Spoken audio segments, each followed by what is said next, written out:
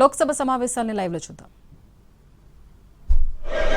और मुझे हैरत है नेता प्रतिपक्ष एलओपी जी के व्यवहार पर।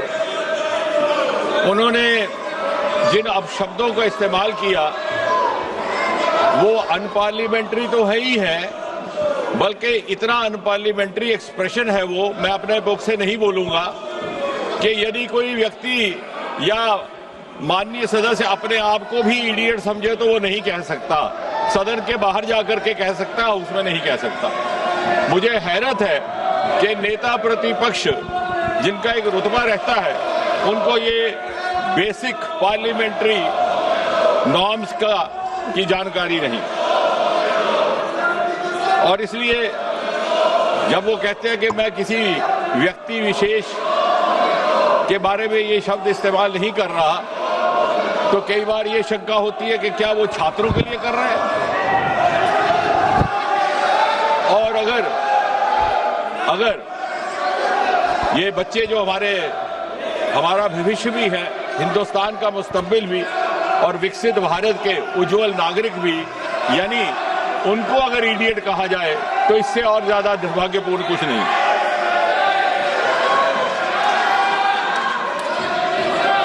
मुझे ये भी हैरानगी है कि नेता प्रतिपक्ष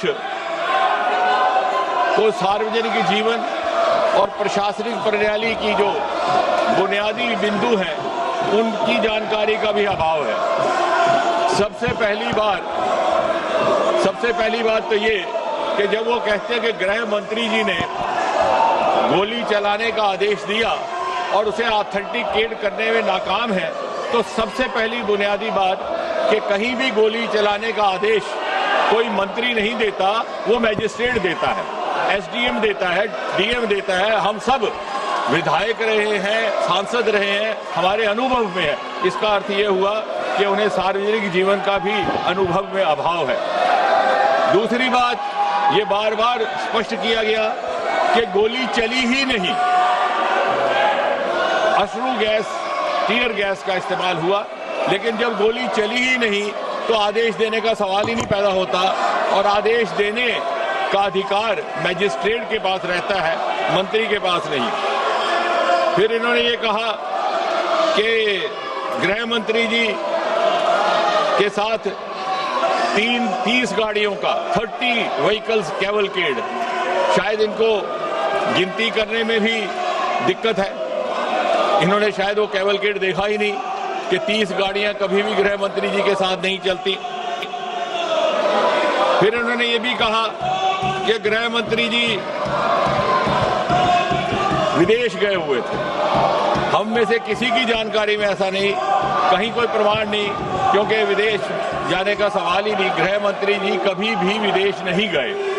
तो यानी तथ्यों के बिना, सत्य के बिना गैर जिम्मेवारी से इस सदन में बात कह देना और फिर कह करके निकल जाना, यह किसी जिम्मेवार नेता और विशेषकर नेता प्रतिपक्ष का व्यवहार हो ही नहीं सकता। अब यह भी कहा गया, अब इन्होंने एक कहानी सुनाई, तो मैं भी एक कहानी सुनाना चाहता हूं। और ये कहानी है 21 जुलाई की। 21 जुलाई को नेता प्रतिपक्ष नामालूम क्या सोच करके और किस उम्मीद से जाकर के बैठ गए 7 LKM प्रधानमंत्री आवास के फाटक के बाहर। अब नामालूम क्या था मन में।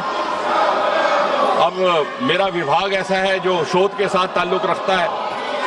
जब इस पर थोड़ा सा मंथन किया तो ये संभावना लगी कि शायद बहुत जमाने से इनको ये हसरत सता रही थी कि देश इनको प्रधानमंत्री चुने और 7 LKM में बिठाए। अब इनकी जब वो हसरत पूरी ना हुई तो निराशा और फ्रस्ट्रेशन से हताश होकर के वो प्रधानमंत्री आवास 7 LKM के दरवाजे पर जा बैठे। और फिर जब इनको बड़ी विनम्रता से समझाने का प्रयास किया गया। లోక్సభ సమావేశాన్ని లైవ్ లో చూద్దాం। सन 1969 1973 से लेकर के 1984 तक जो असम में ऑल इंडिया स्टूडेंट यूनियन का प्रदर्शन रहा, आंदोलन रहा, वो हमारा रिकॉर्ड बताता है कि 860 innocent people, most of them students had got killed. उस समय सरकार कांग्रेस की थी। तो इन्हें लगा कि जिस तरह से हम अपने जमाने में आंदोलन कर रहे विद्यार्थियों को कुचलने के लिए उन्हें मौत के घाट उतारते थे, शायद इन्होंने भी ऐसा किया हो। माननीय प्रियंका गांधी जी ने एक बड़ी रोचक बात की और ये सुनने लायक है। उनका कहना है कि 152 बार पेपर लीक हुआ। ये आंकड़ा कहां से मिला, कोई प्रमाणित नहीं, कोई ऑथेंटिकेशन नहीं। लेकिन उससे भी अधिक दिलचस्प बात ये है, वो कहती हैं कि 150 papers leak, 150 times the paper leak happened, which affected 750 crore children. I have verified this from the written script which was there in the parliament last night, where I wanted to actually check on myself. 150 paper leaks affecting 750 crore children, which means 7.5 billion. The entire population of the world is just about 8 billion. And you have 7 billion, 7.5 billion children in India. ना मालूम ये आंकड़ा कहां से आया।